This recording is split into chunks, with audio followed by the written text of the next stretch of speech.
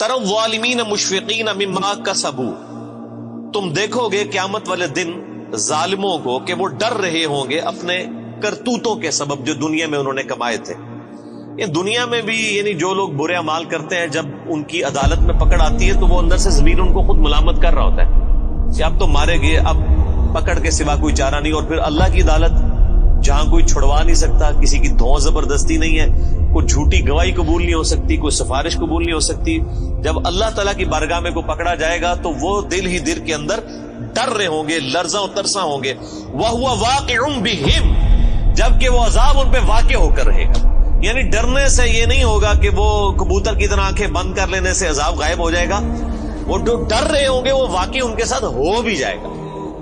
دنیا میں تو اکثر اوقات انسان مختلف خدشات یعنی سوچتا ہے، بعض اوقات ہو بھی جاتے ہیں، بعض اوقات نہیں بھی ہوتے ہیں، لیکن آخرت کے بارے میں کوئی یہ نہ سمجھے کہ جس طرح دنیا میں اللہ نے چھوٹ دے دی تھی، پکڑ نہیں فرمائی تھی، آخرت میں بھی اس طریقے سے ڈھیل مل جائے گی۔ نہیں، آخرت کے دن تو اللہ تعالیٰ نے اپنا نام ہی رکھا ہے، لمن الملک اليوم، آج کے دن کس کی بادشاہت ہے؟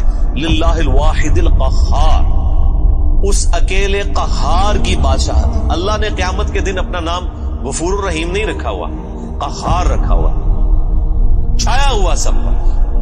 اور ظاہر حقیقت ہے کہ ہزاروں سال کی انسانی تاریخ میں اللہ تعالیٰ نے صبر فرمایا ہے۔ بخاری مسلم کی حدیث ہے کہ اللہ تعالیٰ سے بڑھ کر کوئی صبر کرنے والا نہیں ہے۔ لوگ اس کے لیے اولاد تجویز کرتے ہیں، اسے گالیاں دیتے ہیں اولاد تجویز کر کے، لیکن پھر بھی ان کا رزق بند نہیں کرتا۔ سب سے بڑھ کر صبر فرمانے والا اللہ ہے، لیکن یہ صبر اس دنیا کی زندگی تک ہے۔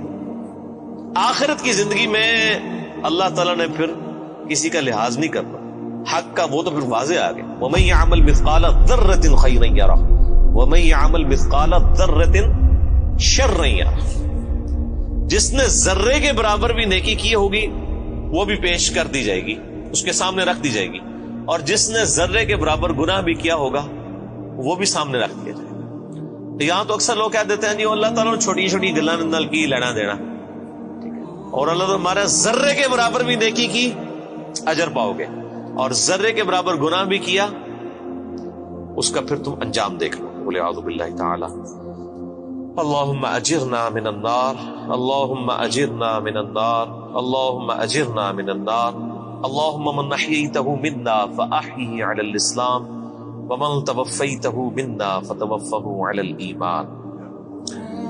بس وہی بات ہے کہ جی عقل نہ ہوئے تے موجہ ہی موجہ، عقل ہوئے تے سوچیں ہی سوچیں۔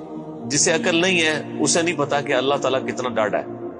یہاں ہم جب کسی کو وعیدیں سناتے ہیں وہ کہتے ہیں وہ جی کوئی رحمت کی بات کریں، یعنی اللہ تعالیٰ تو سراپا رحمت ہے، یعنی وہ یہ بتانا چاہتے ہیں کہ اللہ تعالیٰ تو چاہتا ہے کہ لوگ گناہ کریں اور بس بغاوت پہ اترے رہے پھر بھی ان کو معاف کر دیں۔ یہ اتنا آسان معاملہ ہوتا تو پھر نبیوں کو نہ بھیجا جاتا، کتابیں نہ نازل فرمائی جاتی۔ جس کو یہ معاملہ پتا ہے اس کے لیے تو پھر زندگی گزارنی مشکل ہو جاتی ہے۔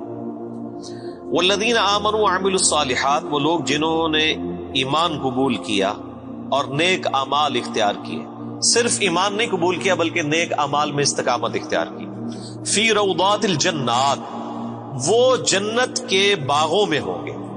لہم ما یشاءون عند ربہم، وہاں ان کے رب کے پاس ان کے لیے ہر وہ چیز ہوگی جو وہ خواہش کریں گے۔ ذالک هو الفضل الکبیر، یہ ہے سب سے بڑا فضل۔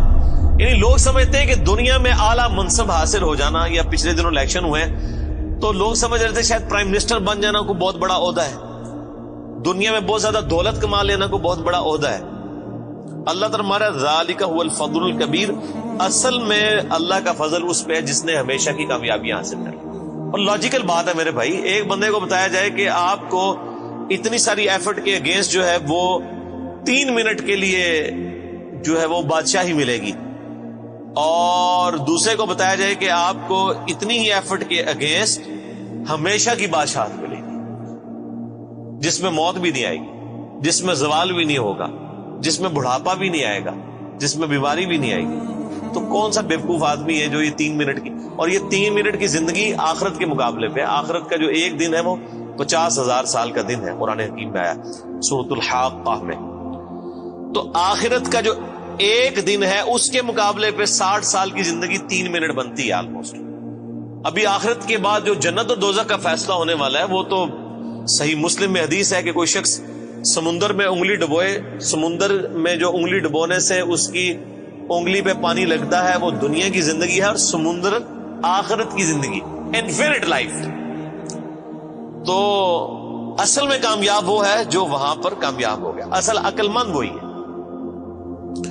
ذالک الذی یبشر اللہ عبادہ الذین آمنوا, یہ ہے وہ جنت جس کی خوشخبری دیتا ہے اللہ تعالیٰ ان لوگوں کو اپنے بندوں میں سے جو ایمان لائے, وعملوا الصالحات, اور نیک اعمال بھی کیے. قرآن پاک میں کہیں بھی جنہوں کہتے ہیں چھڑا ایمان کدھر بھی نہیں ذکر ہویا, خالی ایمان جو کچھ بھی ہے اللہ تیرے محبوب کی امت سے ہے, نہیں. ہمیشہ اب یہ حالانکہ وعملوا الصالحات اسی سے پچھلی آیت میں ریپیٹ ہو چکا تھا, لیکن پھر کہا کہ یہ بشارت ہے, یہ نہیں وہم نکالا ہے, کسی کو خدشہ بھی نہ ہو کہ صرف ایمان کی بات کی تو کہہ جی کلمہ تو پڑھا ایک نہ ایک دن تو جنت ہی چلی جانا ہے. ٹھیک ہے نا جی, وہ تو صحیح بخاری کی حدیث ہے, میری پوری امت جنت میں جائے گی سوائے اس کے کہ جس نے خود ہی جنت میں جانے سے انکار کر دیا. تو صحابہ نے پوچھا یا رسول اللہ کس نے انکار کیا؟ تو آپ نے بڑا سمپل جملہ ارشاد فرمایا کہ جس نے میرا حکم مانا وہ جنت میں جائے گا, اور جس نے میری نافرمانی کی اس نے جنت میں جانے سے انکار کر دیا. یعنی ایک جملے میں پورا دین کور کر دیا. یہاں پہ لوگ کہتے ہیں او جی وہ جناب اور داڑھی جی اسلام دے نہیں ہے نا جی, اور صرف نمازیں ہی تو اسلام نہیں ہے نا. تو کون کہہ رہا ہے کہ صرف داڑھی اور نمازوں میں اسلام ہے؟ لیکن اسلام میں تو یہ ساری چیزیں موجود ہیں. اسلام میں داڑھی بھی ہے, اسلام میں نماز بھی ہے, اسلام میں حقوق اللہ بھی ہیں, حقوق العباد بھی ہیں, بیویوں کے حقوق بھی ہیں, ماں باپ کے حقوق بھی ہیں, اللہ کے بھی حقوق ہیں. تو یہ ساری کی ساری ٹوٹل پیکج مل کے جو ہے وہ اسلام ہے نا. ادخلوا فی السلم کافہ, اے ایمان والو اسلام میں پورے کے پورے داخل.